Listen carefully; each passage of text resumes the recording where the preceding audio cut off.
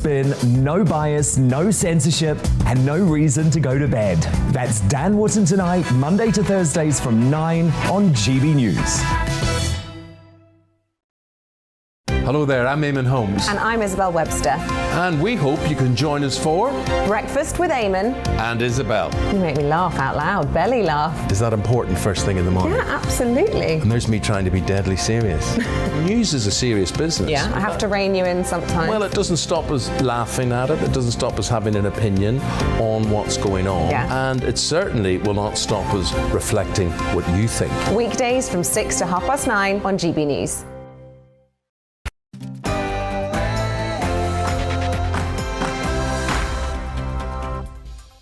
Hello and welcome to We Need to Talk About on GB News with me, Alex Phillips. An opportunity for women to share highs, lows, gripes and groans and an unapologetically female worldview. Keeping me company today is author and mental health campaigner Rachel Kelly, and here is what's coming up on the show. The controversy in Scotland over asking teenagers intimate questions about their sex life. Scan before you buy, the NHS app allowing parents to check whether food products are healthy for their kids. And after the nation wished Kate Middleton a very happy 40th, I'm asking, what changes for women when they reach the big 40? That's what we're talking about for the next hour, but what do you need to talk about? Email me, gbviews@gbnews.uk, or tweet me as ever at gbnews. But first, it's time for the GB News headlines.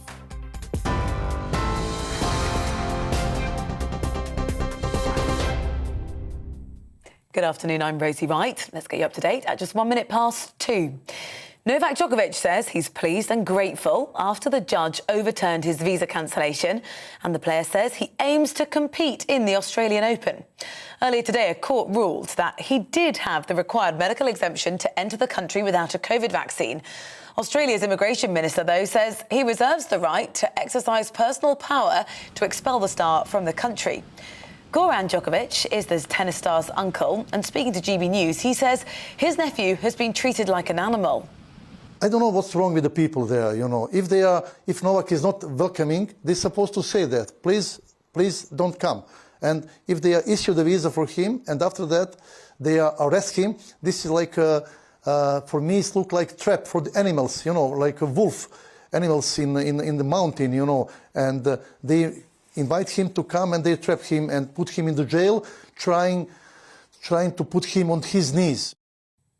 The government is considering cutting the COVID isolation period for the fully vaccinated in England from 7 days to 5.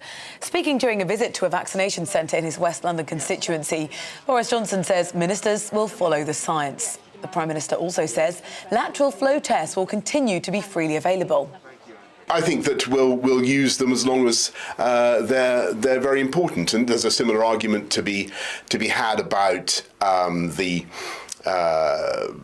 the quarantine period, whether to come down from 7 days to 5 days. We're looking at that, and we'll act according to the science. Around 100,000 critical workers will receive bundles of lateral flow tests today. It's part of the government's bid to try to protect key services. So food processing staff, border force officers and air traffic controllers will be among those to receive the swabs. Ministers are hoping the test will ensure people aren't self-isolating unnecessarily and that it will help prevent outbreaks in the workplace. Pregnant women are being urged to get vaccinated against COVID-19 to protect their babies. The Department of Health and Social Care says nearly all of the pregnant women, 96% of them who were hospitalised last year between May and October with COVID symptoms, hadn't taken the vaccine. The government says the jabs are safe during pregnancy and have no impact on fertility. 8 men who took legal action against Manchester City Football Club after complaining of their abuse by a former youth coach, they've lost a High Court fight. The former players claimed that the convicted paedophile Barry Bennell abused them when they were playing for teams he coached between 1979 and 1985. Well, they said Manchester City were vicariously liable for the harm they suffered. But a judge ruled against them. Mr. Justice Johnson said the connection between the abuse and Bennell's relationship with the football club was insufficient and that the claims were brought too late to result in a fair trial. The government says it won't hesitate to introduce a new developers tag to hit those responsible for dangerous cladding if firms do not voluntarily step up to fix safety defects. The Housing Secretary, Michael Gove, says developers need to start contributing to the cost this year, which is estimated to be around £4 billion. The Conservative MP, Stephen McPartland, who's been campaigning to help those affected, says it's not just cladding that's an issue. There are also internal fire safety defects, such as missing fire breaks. Now, as we've seen with the terrible events overnight in New York, missing fire breaks are incredibly important because they stop fire spreading from flat to flat inside, and they were also the responsibility of developers. So we need clarification that this money is also going to go after the developers for internal as well as external fire safety. The last 7 years were the hottest on record by a clear margin. That's according to EU scientists. The Copernicus Climate Change Service say Europe experienced its hottest summer ever last year. The soaring temperatures caused intense wildfires in Turkey and Greece, with the highest temperature recorded in Sicily at 48.8 degrees.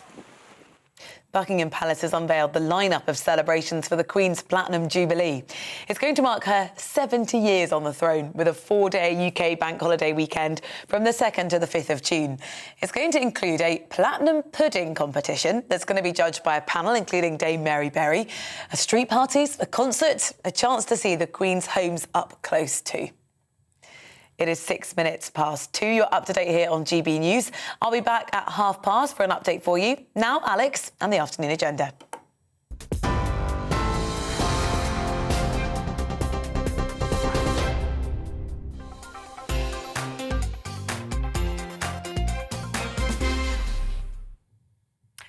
What is your teenager secretly getting up to? Well, if you're in Scotland, Nicola Sturgeon wants to know. She's been blasted for hugely controversial plans to essentially foist a sex survey on school kids, asking them the kind of intimate details that Channel 4 would turn into a 9 o'clock dating show. As a result, Scotland's children's watchdog has called for the census to be stopped amidst grave concerns over confidentiality. You can see why. But hold on a moment. Right, let's definitely address the data concerns, but hallelujah! It's high time someone in power did ask these questions. Adults have been dragging children into the tawdry world of porn and perversion for a decade now, without pausing to seriously consider its impact. Finally, a government that wants to find out if we have unleashed a monster of a social and public health crisis. As 8-year-olds stumble across adult content, teenagers twerk on TikTok to faceless paedophiles, rape culture explodes in schools, and increasing numbers of little girls are presenting to hospital with grotesque, intimate injuries. I hope this now means that at long last, someone in power recognises the blindingly obvious. The 21st century is screwing up kids. The big question is quite how much. Spoiler alert, a lot. Well, joining us now is Susan Smith, co-director for Women Scotland. Susan, great to have you on board. Now, do you think this census is needed? No, not in the way that it's been set up. To be very clear, what we are talking about is not sex education, and it's not looking at where the harms to children come from. It's a piece of paper that has just been set down in front of kids. They're asked to tick all these boxes. There's no support behind it. There's a lack of information on the purpose, and there's a lack of information on the follow-up, because on the one hand, the government is trying to claim it's confidential, but the children are supposed to put in their unique candidate number so that it all can be traced back to them. The government says that's in case of abuse, but we don't even know what they're characterising as abuse within this survey. So there are so many issues with this, and the lack of an ethical review and the lack of a structure is the main thing. This needs to be scrapped. They need to go for a better, more child-centred design with the support mechanisms in place. I completely agree with you when it comes to confidentiality and the fact that the answers could be traced back. And that being the case, how do you know you'd even get the honest answers from students? But do you see that there needs to be some sort of survey that we can finally measure the impact of hypersexualization of society, the pornification of society is having on young people? Because the odd surveys done here and there, social surveys in newspaper, reveal astonishing results. We know that there's rape culture going on in schools. You just have to look at pop music videos to see how much and how rapidly things have changed. And surely it's about time we did ask about the sex lives of teenagers to find out if they need our protection. Well, I think you've partly answered that, because we do know. We have quite a lot of information about what is happening to girls. There was a survey reported in December that 1 in 5 Scottish schoolgirls have been sexually assaulted. 3 in 5 have faced harassment. We have all the reports that people have been putting onto the website last year about the sexual assault in schools. We know that pornography is having a terrible effect on how young people. Oh, looks like we have just lost our guest there with some sort of technical bogey, but it's a very interesting conversation. I think you'll agree, and I'd be delighted to hear your views on this. Do you have children at school in Scotland, and are you incensed by this survey? Or, like me, despite there being big confidentiality concerns, which evidently do need to be addressed, do you think that this sort of census needs to take place? Is it indicative, finally, that those people in power are actually beginning to realise that the impact of pornography on children could be severe? I think we can actually rejoin Susan again now. Susan, don't know what happened to you there. You went down a bit of a technical black hole, but delighted that we've managed to resurrect you. Do you think the Scottish Government is doing enough to protect children, or do you think there needs to be sort of sweeping changes when it comes to public health policy, social policy, education policy, and the way that children are being dragged into a more and more adult world?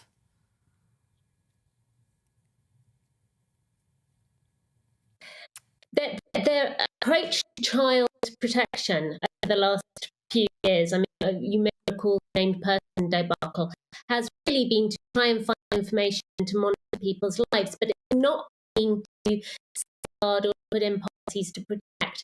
And their response to the last to the survey in December was to say that they were going to carry out a review and they were going to. Yes, Susan, I hope you don't mind me unceremoniously jumping in there. We're having difficulties with your audio. We've sort of got a really bad signal, so we're getting every other word, which is a huge pity. So let's see if we can get that line fixed. And I'm actually going to put the same questions to my wonderful studio guest today, who is Rachel Kelly, author and mental health campaigner. Rachel, what do you think about asking children of their sexual experiences? Is this long overdue, that we need to get a grip on quite what they're getting up to? Because they're probably not sharing with parents and guardians, but instead sharing and being influenced by social media and closed-off chat groups? Or do you think that this is, deeply intrusive and could actually trigger some children? It's absolutely essential. The situation on teenage mental health is that we've got practically no research. Traditionally, our research around well-being and psychological well-being has been done on adults. And as you rightly point out, we have a huge problem with teenagers. And we've got our hands tied behind our back, basically, because we've got so little information. And so this needs to change. So I totally take your point, the way it's been done, some of the confidentiality issues. And obviously, as you say, people are not going to be honest, are they, if they think that their answers are going to be able to be traced back to them. So that's obviously ridiculous. But the basic point that we need more research is very well made. We can't start to fix the teenage mental health problem till we have much more data about what's really going on. Yeah, I mean, certainly anecdotally, I've heard from lots of friends of mine who have children. I've heard from medics in hospital who work in A&E and are reporting to me some of the injuries taking place. I've heard reports from police officers who say the incidence of brother-on-sister sexual assault is exploding. If I can see that we've got a serious problem here, why do you think it is that successive governments are not doing anything and instead seem to go down the approach of taking lessons into the classroom to explain to children why pornography might not be real? Why are children watching pornography? OK, so yes, we can always blame the government, and you're right. I mean, it's something I know that you and I are going to talk about, my own view that we need to take a big, hard look at the curriculum and what are we actually teaching our children? And as far as I'm concerned, the horse is bolted by the time we're getting to adolescence. I mean, all this should be happening when children are much younger. They're just going to laugh at you once they're teenagers. They're not going to take on board a lot of things that we'd like to share. But it isn't just about government. It's also about tech. The fact that we have very little regulation of social media. As you rightly said, people are seeing these things on their phones. So I don't think it is just about government. It's also about social media and regulating those big tech companies. And when you look at the way society has changed, let's say even over the course of the past decade, you've got so much more conversation about things such as gender fluidity, gender self-ID, pronouns, sexuality, pornography, whether it's emancipating and empowering for a woman to sexualise herself, or whether it's commodification, objectification. I mean, do you think that we've created a maelstrom out there, a mental health maelstrom that is having a massively deleterious effect on young people? Well, gosh, a load there. I mean, the first thing I'd say is we don't want to go back to my childhood, my teenage years, when, you know, I don't know if you talk to your mum about sex, but I certainly never talked to my mum about sex. It wasn't a conversation. I didn't talk about my mental health afterwards when I was young. And actually, I went on to have serious depression and anxiety. And we know that about half of mental health problems start before people are 14. So if we can get to these things young, we've got a better chance of sorting them out. So I don't think it's wrong entirely that we're having this conversation. It's more of a question of how are we having this conversation? When are we having this conversation? And I do think that the sort of panicky, oh my God, it's all a disaster, even if that may be true, and as I say, we do need the proper data to know if it's true, I don't even think that's a helpful approach. We've got to do this in a kind of spirit of sex is a good thing. Let's start there. It's part of a loving and healthy relationship. A lot of the conversations about what is supposedly normal, it's a much more diverse and inclusive world than when I was growing up. So these are good things. I mean, my approach is always let's build on the positive, build on the good things, have these conversations, but in a much more kind of it's going to be okay, we can make this work kind of way. And do you think that perhaps, therefore, the government in the UK, let's say UK, or the government in Wales, or those who are lawmakers in England, should be following in the footsteps of what Nicola Sturgeon's trying to do and doing an in-depth, thorough census, if you will, of teenage behaviours? Yeah. So I think what we know about the best way to do research, and it's a little bit, if parents are tuning in, it's also the best way to have this conversation with your teenagers about sex. It's little and often.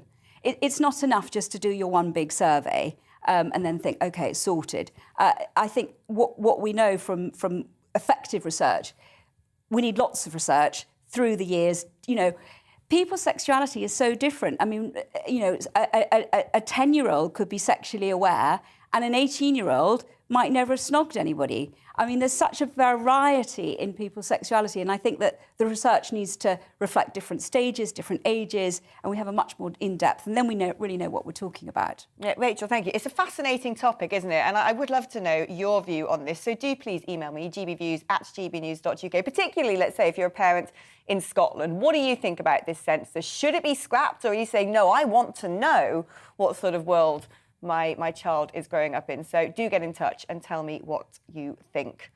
Well, it's time already for a short break and a check on the weather forecast. I'll be back in a moment. Hello again. It's a rather grey Monday for most, with a lot of cloud out there, but it's turning milder, certainly in the west, whereas across much of the east, still quite a chilly feel. But much of the east will stay dry. Further west, it's going to be dank and drizzly thanks to this warm front, but it is, as I say, bringing milder air. So temperatures on the rise across the west, double digits likely here, but a lot of cloud and outbreaks of mostly light rain and drizzle covering parts of the Midlands, northwest England, particularly western Scotland. Much of eastern England will stay dry, but a bit of drizzle is possible here and there. And further west, it won't rain all day. Parts of Wales, southwest England having some drier spells, but quite soggy in western Scotland, Northern Ireland. But look at the temperatures here, double digits, maybe up to 11 or 12, whereas in the east, just 6 or 7 Celsius. Now, in the east, we'll see temperatures dropping early on, but actually then later in the night as the rain and drizzle pushes in, so the milder air moves in as well. Whereas for Scotland and Northern Ireland, clearer skies here will allow the temperatures to drop. For England and Wales, it will be quite wet, some heavy bursts of rain possible as this thicker cloud continues to drift in, but that will, as I say, keep the temperatures up. A chilly start then for Scotland and Northern Ireland, but a much brighter day here tomorrow. A few showers in the northwest. Quite a grey affair for the Midlands, South Wales, southern and eastern England, with outbreaks of rain, particularly across the southeastern corner, but that will slowly pull away into the afternoon and evening. Brighter skies for northern England, North Wales come the afternoon, some sunshine likely here, but as a result it won't be as mild. It'll turn quite cold quite quickly with these clear skies on Tuesday night across more central parts. We'll still keep a brisk breeze blowing across the north throughout the next 48 hours. Actually pretty gusty here, but light winds further south will allow a touch of frost. And increasingly through the rest of this week, we are going to see some dense patches of fog around, but not much in the way of rain through the rest of this week.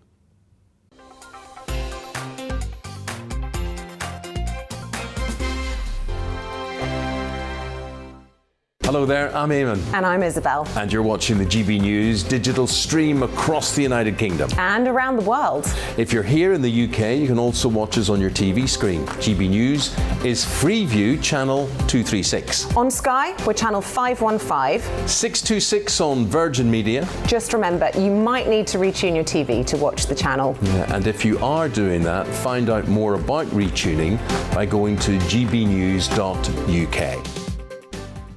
Join my show Farage, 7 p.m. till 8 p.m. Monday through Thursday. And there you will get opinion, analysis, debate, and I'll cover stories that nobody else dares to touch.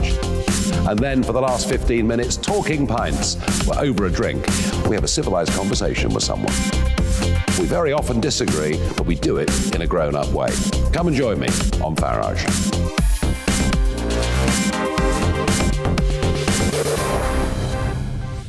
I'm Dan Wootton. Join me Monday to Thursday from 9 to 11 for the feistiest and most fun news debate on TV, where free speech reigns. I'll bring you a sharp take on the day's biggest stories, bombshell newsmaker interviews, and A-list guests. And I guarantee you, no spin, no bias, no censorship, and no reason to go to bed. That's Dan Wootton Tonight, Monday to Thursdays from 9 on GB News. Hello there, I'm Eamon Holmes. And I'm Isabel Webster. And we hope you can join us for Breakfast with Eamon. And Isabel. You make me laugh out loud, belly laugh. Is that important first thing in the morning? Yeah, absolutely. And there's me trying to be deadly serious. News is a serious business. Yeah, I have to rein you in sometimes. Well, it doesn't stop us laughing at it. It doesn't stop us having an opinion on what's going on. Yeah. And it certainly will not stop us reflecting what you think. Weekdays from 6 to 9:30 on GB News.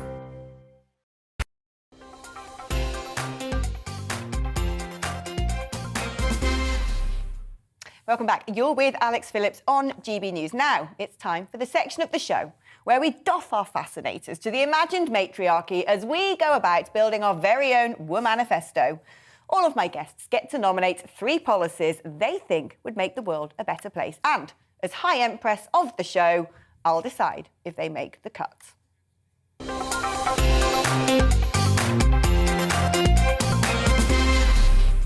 Now, my special guest, Rachel Kelly, gets to be in charge today. So, Rachel, what is your very first policy for the Womanifesto? Right, I'm Queen of the World. Yep. So, I've had my own experience of severe anxiety and depression. And one of the things that helped me get better was thinking about nutrition. And it's the whole field of nutritional psychiatry and how you can eat yourself well. And I was amazed to discover when I first talked to my GP about this, that she couldn't help me. She said she had 7 to 8 hours nutritional training. Now, I was lucky. I got so excited about this, I went and worked with a nutritional therapist to put it all together, actually wrote about this in my book called The Happy Kitchen. But I want to change how doctors are trained in the UK. I want nutrition as a major part of the curriculum. I think what we eat affects so many aspects of our health, and that's how we should be looking at our health, underlying causes. People call it functional medicine, rather than fixing symptoms with drugs later on. So that is my first manifesto item. I'd like doctors to train and understand more about nutrition to help people like me and others who have trouble. You know, Rachel, I've been banging on about this for a couple of years now. Anyone who knows me knows this is hugely up my street. Oh, my God. I could not agree more. It's so important. I'm getting goosebumpy. Only when you start looking into it and adapting your lifestyle do you realise the huge benefits psychologically, physically, your sleep, your moods, all of it. from just eating right. So that is 100% straight away. I can make it the top policy. Adore it. OK, what's number 2? OK, so again, having had this long battle with depression and anxiety, I have used medication over the years, antidepressants, sleeping pills, anti-anxiety medications, and it was essential at times. But I do feel that we need to provide options for people who are not seriously ill with depression. If you're suicidal, you're going to need the medication, as I myself did. But there's a big range of people who may not be as ill as that, but the first port of call, again, back to your old GP, not your old GP, disrespectful. They've got 8 minutes, and what are they going to do? Somebody presents and says, I'm not feeling great.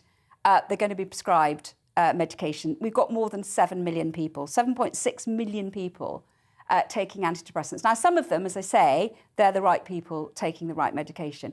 But a lot of them have got problems with side effects, and they've got problems with withdrawal symptoms. So my second manifesto item is that I would like to see proper options for people who come to present, especially women. We know women are more vulnerable to depression and anxiety than men, and that they would get the counselling, they'd get other approaches. Now, at the moment, Mind, the mental health charity, and I'm very proud to be an ambassador for Rethink Mental Illness, which is part of Mind, it's a 14-week delay to get that counselling. And you're only going to get six sessions of cognitive behavioural therapy, which is great, but it might not be enough for some people. So that would be my next manifesto item. I'd like more proper options for people who are finding life difficult rather than going straight to the pills. Yeah, again, hugely important. I couldn't agree more when it comes to the over-medication, the fact that doctors now just will reach for a prescription and think, well, we can throw drugs at the situation and that's going to make things better, when, you know, surely we should be addressing the causes of the problems before we start treating them. So absolutely, wholly supportive. And you're right, we need more mental health practitioners out there. Waiting lists are far, far too long. We have a real crisis around that. So yeah, how we go about doing it, I don't know, but hugely important policy. You're doing well so far, 2 out of 3. Are you always agreeing with your guests? So far I have been. No one's actually come up with something I've disagreed with. Oh, okay. I'm sure it'll happen at some point. Let's see what your number 3 is. Well, OK, so my third idea, and actually it links to what we were talking about earlier, is that we do need to rethink our curriculum. You know, I was the sort of person who sort of ticked boxes and passed exams. If that lot could... It did for me when I was so incredibly unwell and I was basically out of action for several years.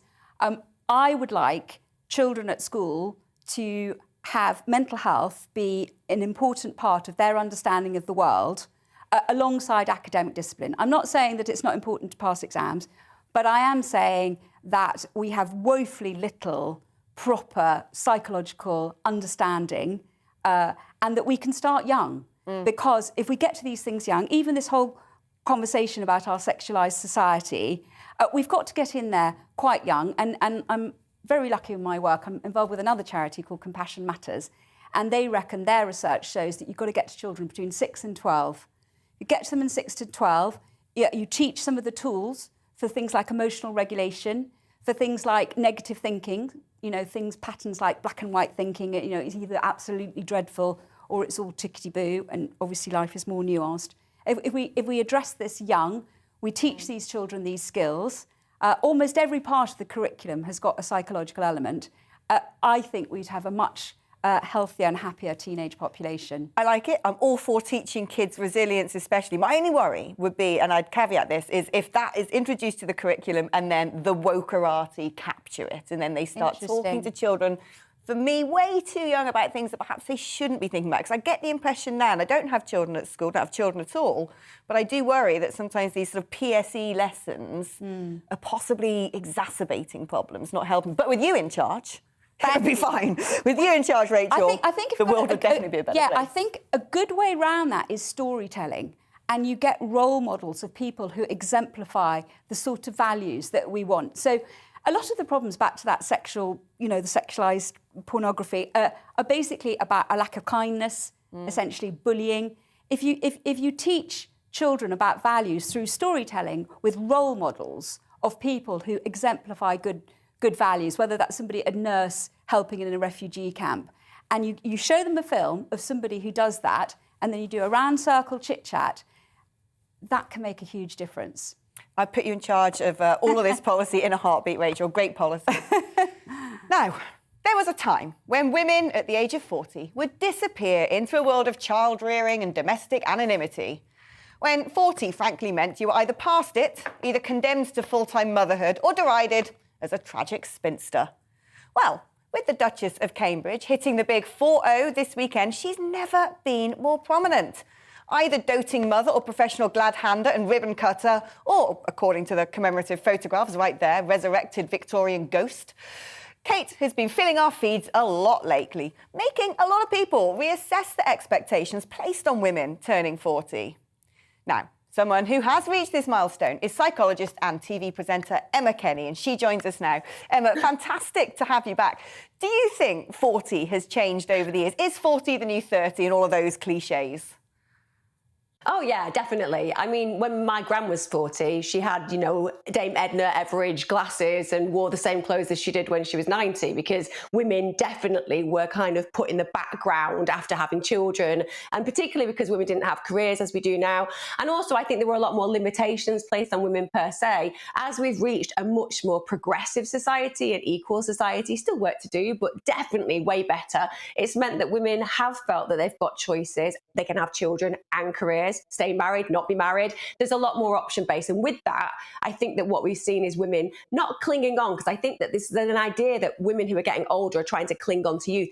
That's not true. And scientifically, that isn't true. So there's quite an amazing amount of research now that shows us why thinking that you're younger, acting like you're younger, refusing to feel aged and labelled by stereotypes actually makes you have a longer life. It literally affects your genetic DNA. So the telomeres, which are very much responsible for protecting our DNA, they get smaller and kind of fray as we get older. If you think younger, act younger, and don't believe that you're constricted and constrained by your chronology, you live longer and they stay longer. So it's not just about the way that we think and feel as far as, well, it's acceptable now to be young forever, like Nicole Kidman. It's actually genetically, statistically, and scientifically correct to say, if you think that way and feel that way and act that way, you'll be that way. So yeah, it's changed a lot. We no longer believe what we're told about our gender and our chronology. This is music to my ears, probably the greatest thing I'm going to hear this decade, let alone today. So thank you for that. You've reassured me enormously. But do you think we run a risk as a society where we still have this view that a woman, when she hits 40, is, you know, well, a bit past it, whereas a man is in his prime of his life? Do you think society, we still have a problem with the perception of ages between the genders? There is definitely an absolute frustration that men get called silver fox, isn't there, where women get called a completely different set of names. But I think that we're reclaiming it more and more and more. I think that the thing is, we've got a historical reasoning behind why men get given those kind of titles, because there's a permission base, therefore, for relationships, for example. So a 25-year-old going out with a 55-year-old silver fox, that's seen as okay. If it's a female doing it, she's a cougar and a predator, basically. And that's kind of something that's being left behind as time goes by, but there's certainly that stink still of those stereotypes. But for me, I think it's more about women unashamedly, unapologetically just accepting that no one has a right to tell them or dictate to them whether they are visible or invisible. And I think there's a huge amount of work that's gone in. And even though the media gets quite a lot of negativity, and obviously we share very similar views as well about the way that a lot of women are portrayed in the media, also they've done a great deal to keep people who are in their 50s, 60s and 70s highly visible in things like acting and modelling. Now, that is brand new, realistically. We see the wonder models of the years gone by, the supermodels of the 80s, they're still present and very much at the top of their game. We see the actresses that when I was a child were basically coming up through the ranks, they're still as visible, if not more so now. So I think that we've all started to accept that the great thing about women and men, but let's concentrate on women for a while. Women are incredibly multifaceted. We have got incredible longevity. We're wise. We become people who've got reason that we didn't have when we were young people. We haven't got the insecurities of young people. And that's good. Young people are meant to have those. It's how you get to know who you are. But you get this very solid professional who's gone through a whole heap of changes, ranks through careers, become mothers and grown through it to the empty nest situation and are still vital. So for me, I think that apart from the science, which is keep thinking young, don't believe your stereotypes, keep doing all the things that you can do till you're 100, it will keep you young. That's on one level really positive. But the other is, I think that women have realised that the only people that can really hold you back is you. You might have to shout louder, you might have to work harder still, but if you're willing to do that, then in the end, you undoubtedly will succeed on all levels, both age-wise, career-wise, and everything you want to achieve-wise. There you go, girls, women, ladies, men folk, all of you out there, listen to Emma Kearney, think positively, think young and stay youthful. What fantastic advice as we begin on 2022. I mean, it's been a miserable couple of years, hasn't it? So let's turn it all around. Emma, thank you so much for joining us. You're with GB News on TV and, of course, DAB Radio. Welcome, all of you audio listeners out there. Now, after the break, it's time for my guests to have their say, and we're going to hear what else Rachel needs to talk about. But first, it's time for a check on the news headlines with Rosie.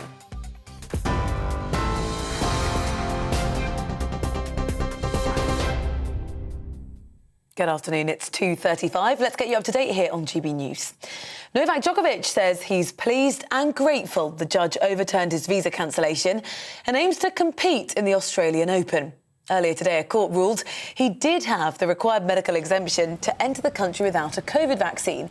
But the nation's immigration minister says he still reserves the right to exercise personal power to expel the star from the country. The government is considering cutting the COVID isolation period for fully vaccinated people in England from 7 days to 5. Speaking during a visit to a vaccination centre in his West London constituency, Boris Johnson says ministers will follow the science. The Prime Minister also says lateral flow tests will continue to be freely available. The government says it won't hesitate to introduce a developer's tax to hit those responsible for dangerous cladding if firms do not voluntarily step up to fix safety defects. The Housing Secretary, Michael Gove, says developers need to start contributing to the estimated £4 billion cost this year. The last 7 years were the hottest on record by a clear margin. That's according to EU scientists. The Copernicus Climate Change Service say last year was the 5th hottest ever. The soaring temperatures caused intense wildfires in Turkey and Greece, while the highest ever temperature in Europe was recorded in Sicily at 48.8 degrees. Buckingham Palace has unveiled the lineup of the celebrations for the Queen's Platinum Jubilee. It's going to mark her 70 years on the throne, with a 4-day UK bank holiday weekend from the 2nd to the 5th of June. There's going to be a platinum pudding competition, judged by a panel including Dame Mary Berry. That's some of the events being planned, street parties and a concert as well. It is 2:37. I'll be back with a full news update for you at 3 o'clock.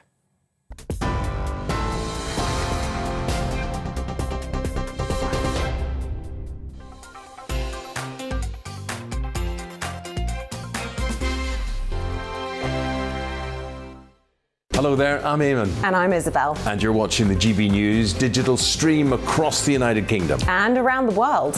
If you're here in the UK, you can also watch us on your TV screen. GB News is Freeview channel 236. On Sky, we're channel 515. 626 on Virgin Media. Just remember, you might need to retune your TV to watch the channel. Yeah, and if you are doing that, find out more about retuning by going to gbnews.uk. Join my show Farage, 7 p.m. till 8 p.m. Monday through Thursday, and there you will get opinion, analysis, debate, and I'll cover stories that nobody else dares to touch. And then for the last 15 minutes, talking pints. We're over a drink. We have a civilized conversation with someone. We very often disagree, but we do it in a grown-up way. Come and join me on Farage.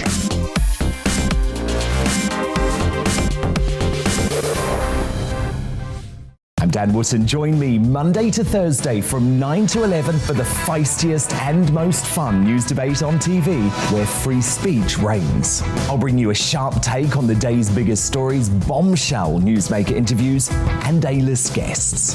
And I guarantee you, no spin, no bias, no censorship, and no reason to go to bed. That's Dan Wootton Tonight, Monday to Thursdays from 9 on GB News.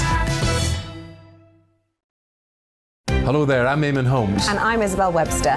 And we hope you can join us for Breakfast with Eamon. And Isabel. You make me laugh out loud, belly laugh. Is that important first thing in the morning? Yeah, absolutely. And there's me trying to be deadly serious. News is a serious business. Yeah, I have to rein you in sometimes. Well, it doesn't stop us laughing at it. It doesn't stop us having an opinion on what's going on. Yeah. And it certainly will not stop us reflecting what you think. Weekdays from 6 to 9:30 on GB News.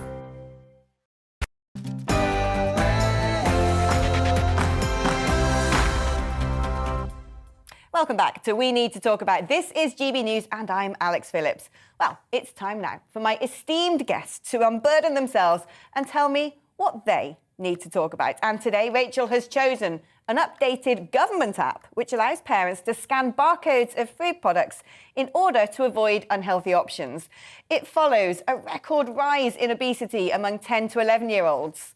According to NHS figures, in just 12 months, the rate of 10 to 11-year-olds considered obese went up from 21% in 2019 to 2020 to 25.5% in 2020 to 2021, just a year, which means a quarter are now considered obese. Well, Rachel, why do you want to talk about this new NHS app? What is so important about this and what does it do? Okay, so I downloaded it this morning and it's great fun. It's very easy. It's free. Takes a second to download. Basically, it's got a little square on your phone and you hold the square up against a barcode of whatever product it is. So whether it's your Alpen or a packet of biscuits or whatever you've got in your cupboard, and then it comes up with information about that product. And it just is fantastic because it helps you make really good, healthy choices. Now, I'm really interested in nutrition. I've written about it. I've used it for my own mental health. And I was amazed when I started going through my cupboard this morning, stuff I didn't know. I'll give you an example. High salt content. So I had a sort of, what I thought was a healthy snack, and this is a whole tricky area.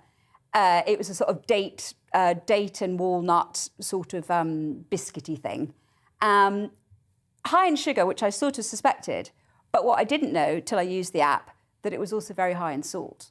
So it's just very good, straightforward information, and then it gives you an option. Now, I think the reason I think it could be really big is that if you bang people on the head, don't do this, don't eat that, you know, you're fat, this sort of fat-shaming approach, it doesn't work psychologically. If you can make it fun, you can make it interactive, you come up with options and other things you can do, I think it's much more likely to be effective. And actually, I think this is one of the big themes in nutrition at the moment, is that we need more variety. I don't know if you've been following the work of people like Tim Spector, really interesting guy. But all this thing about gut health and mental health, a lot of it is about variety. So what this app does is it gives you options and other ways and other things to buy, which are better and healthier options in a really fun way. And as your figures show, we have got a huge problem. Yeah, I mean, it's without a doubt, we have a major problem going on. We can also be joined now by nutritionist Monica Price. Now, we've had you on the show before, Monica, talking about, well, this exact subject.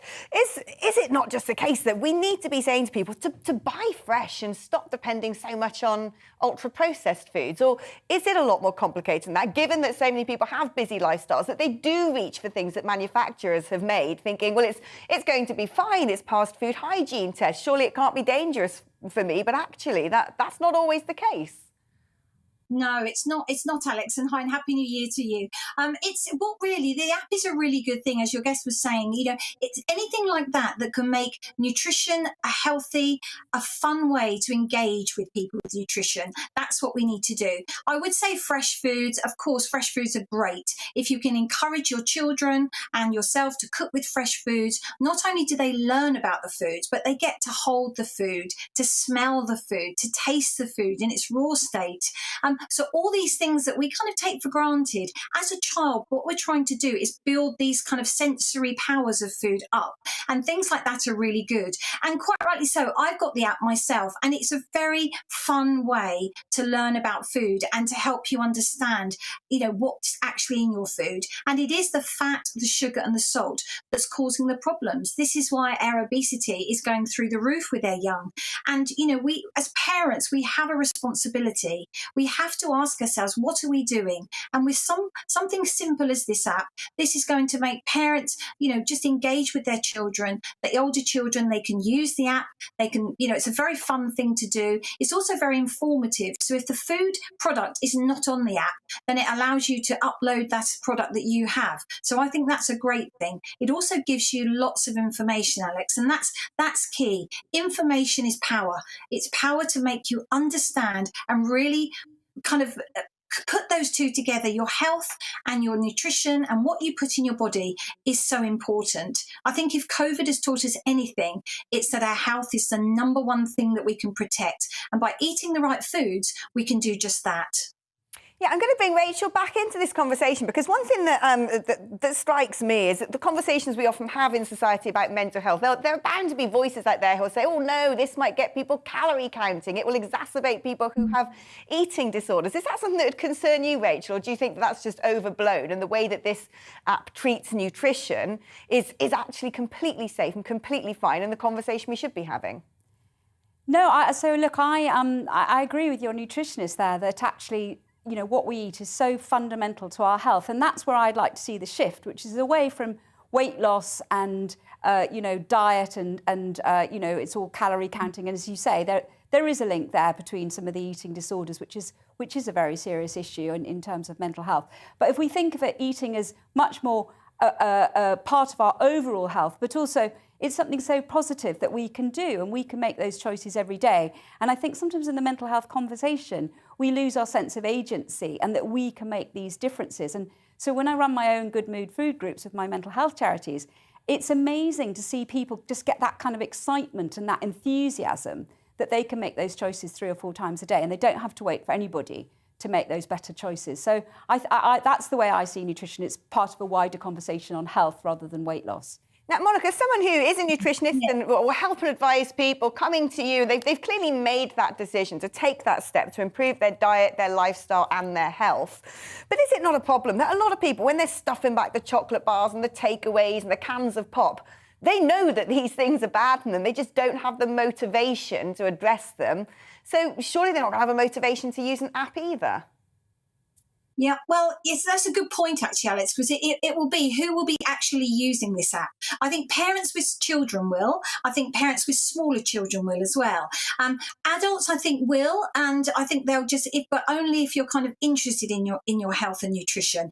People will come to me because they want to make a change, because they've got to maybe some stage in their life where they've been very ill, or they've had a disease, or they've got a recurring illness, or they just feel fatigued and their mental health is not as it should be. So all these things kind of compound, and that's why nutrition is and will play an important part, not only in your mental health, but just in your general well-being. So physically and mentally, it plays such an important part. And I think things like the app, Alex, are a very good tool. It's not going to be all and end all, absolutely not, because some people are going to get frustrated with it and, and just put it down, or maybe use it just for a week or so and then get bored with it. Other people will be very focused and they'll use things like the app to know what they're doing. The one thing that people will do, though, is if they see a change in themselves, they will continue to do that.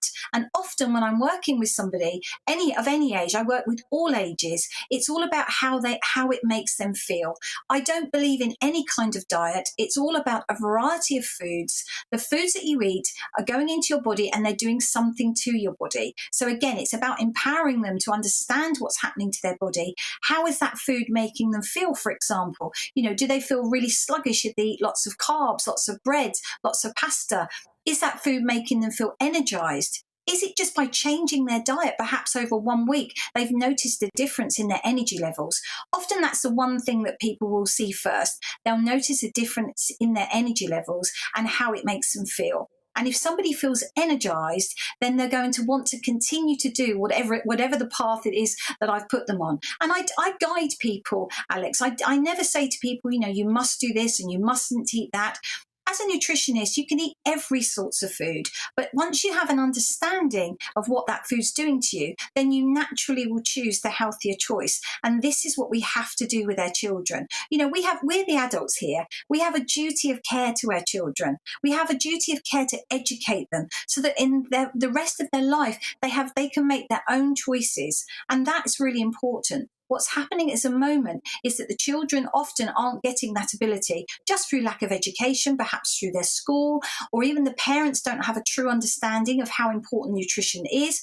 And parents are very busy. Our lives are very busy. So, of course, this impacts on our family life as well. But doing simple things just by having a meal together, try and eat together, all together as a family. Don't forget, children are very impressionable. So if their mother or father is eating a food, then they're going to want to eat it too. So, you know, it's as simple as that. And of course, it's all about portion sizes, Alex. We haven't spoken about that today, but that's really important as well. And it's one of the things that I focus on, particularly with children. You know, we pile the food on our child's plate, and often it's far too much, and we expect them to eat all of this food. And often that's not the way. So again, it's using the good old fashioned that I taught when I did my degree, cup your hand. If you cup your hand, that's a portion. Now you can imagine a 5-year-old cupping their hand or a 10-year-old cupping their hand. Totally different portion sizes. But that's really just a natural way and an easy way for any parent to think about how much food that they're actually putting on that child's plate. Because quite frankly, we're just putting too much food onto that child's plate, and we as parents are forcing them to eat it. Yeah, Monica, I couldn't agree more. Love having you on the show. Big believer in always getting really good, clear nutritional advice. You are a legend. Well, going back to our original topic there, in Scotland, you've been sending lots of emails throughout the show, and we, of course, have been talking about the sex census. Chris says, I know of pupils who gave false answers for a laugh, so I don't think it would be very accurate anyway. Todd says, won't the questionnaire normalise the idea that they should be sexually active? Interesting question. Rachel says, most parents should be the main source of information about sexual matters.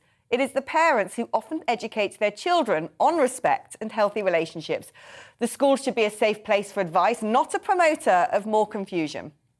Sheila says, I'm not happy about this census because there is no explanation as to how the information will be used. Yeah, very critical that we ask that question, Sheila. And also because it's likely the children will be unsupported during their responses to it. It's a fascinating topic. I'm sure it's got a lot of tongues wagging back at home, and indeed it will carry on doing so, I'm sure. Now, over the last week, we've been asking, what is it that women really want? Now it's an enigma that has befuddled men since the Garden of Eden. So here on We Need to Talk About, we are going to try and find out. A wolf whistle's offensive? Is holding the door open cringe? Do we really want to split the bill? It's time for the daily trigger warning. Now, Rachel, tell us, what gets on your nerves? What would you ban? I would ban sloppy conversations around mental health, and I would be very careful around chat that says things like, I'm so depressed, I'm having I feel suicidal. I think that we have now made all sorts of ordinary human experiences, conditions, albeit sometimes tough ones, into sort of mental health conditions and even illnesses. It started, I'm afraid, with the psychiatrists. So there's something called the DSM manual, the Diagnostic and Statistical Manual. Started in the 70s when a bunch of psychiatrists sat together and started to try and codify mental health problems. And in the early days, there were about 20 or 30.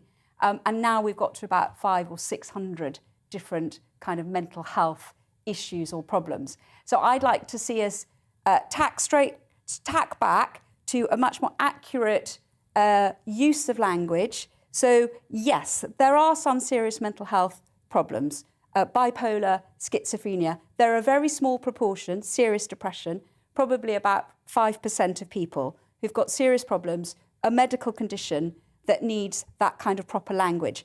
There is a very large group, say 95%, of people who are broadly anxious or finding life difficult, and that is not the same as having a mental health illness.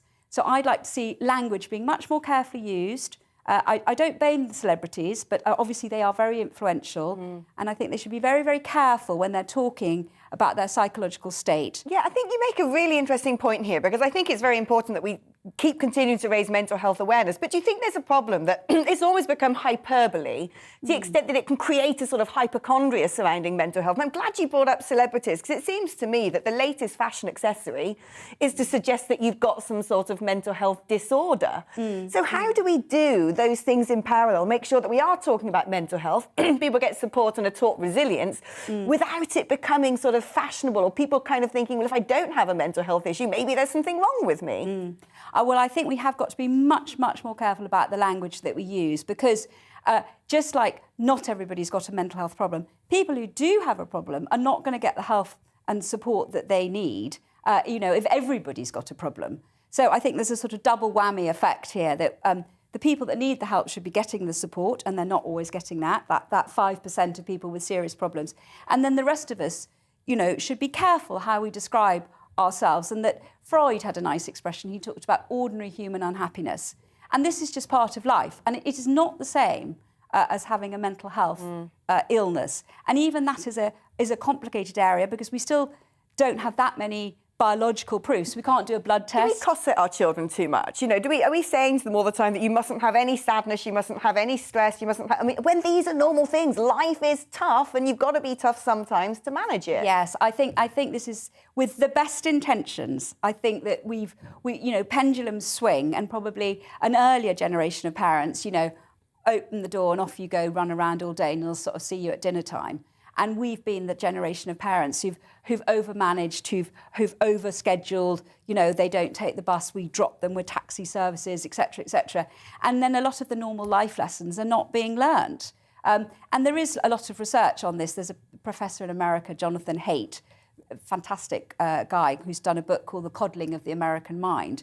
And the gist of it is exactly this point, that we did it with good reason, but actually a lot of these life lessons are not now being learnt as a result. And you see it with people arriving at university. We went off to university on our own, and they're arriving with their parents, and then the first thing that goes wrong, it's a complete panic. Yeah. No, it's true. You're absolutely right. My grandma taught me resilience. May she rest. And I think that, we've got a lot to learn still as we navigate the 21st century. Rachel, it's been amazing having you here today. A fantastic guest, fantastic policies. It's been an absolute delight. We've all learned a thing or two. That's it for now. Join me again tomorrow, same time, for We Need to Talk About on GB News. And coming up now, of course, it's the briefing with Darren McCaffrey. But first, here's the weather. Hello again. It's a rather grey Monday for most, with a lot of cloud out there, but it's turning milder, certainly in the west, whereas across much of the east, still quite a chilly feel, but much of the east will stay dry. Further west, it's going to be dank and drizzly thanks to this warm front, but it is, as I say, bringing milder air. So temperatures on the rise across the west, double digits likely here, but a lot of cloud and outbreaks of mostly light rain and drizzle covering parts of the Midlands, northwest England, particularly western Scotland. Much of eastern England will stay dry, but a bit of drizzle is possible here and there. And further west, it won't rain all day. Parts of Wales, southwest England having some drier spells, but quite soggy in western Scotland, Northern Ireland. But look at the temperatures here, double digits, maybe up to 11 or 12, whereas in the east, just 6 or 7 Celsius. Now, in the east, we'll see temperatures dropping early on, but actually then later in the night as the rain and drizzle pushes in, so the milder air moves in as well. Whereas for Scotland and Northern Ireland, clearer skies here will allow the temperatures to drop. For England and Wales, it will be quite wet, some heavy bursts of rain possible as this thicker cloud continues to drift in, but that will, as I say, keep the temperatures up. A chilly start then for Scotland and Northern Ireland, but a much brighter day here tomorrow. A few showers in the northwest. Quite a grey affair for the Midlands, South Wales, southern and eastern England, with outbreaks of rain, particularly across the southeastern corner, but that will slowly pull away into the afternoon and evening. Brighter skies for northern England, North Wales come the afternoon, some sunshine likely here, but as a result it won't be as mild. It'll turn quite cold quite quickly with these clear skies on Tuesday night across more central parts. We'll still keep a brisk breeze blowing across the north throughout the next 48 hours, actually pretty gusty here. But light winds further south will allow a touch of frost. And increasingly through the rest of this week, we are going to see some dense patches of fog around, but not much in the way of rain through the rest of this week.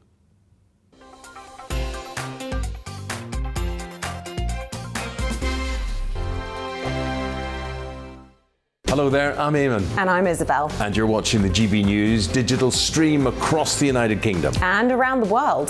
If you're here in the UK, you can also watch us on your TV screen. GB News is Freeview Channel 236. On Sky, we're Channel 515. 626 on Virgin Media. Just remember, you might need to retune your TV to watch the channel. Yeah, and if you are doing that, find out more about retuning by going to gbnews.uk.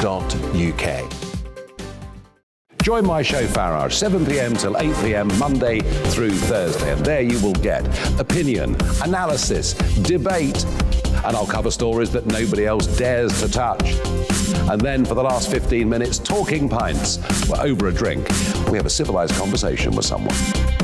We very often disagree, but we do it in a grown-up way. Come and join me on Farage.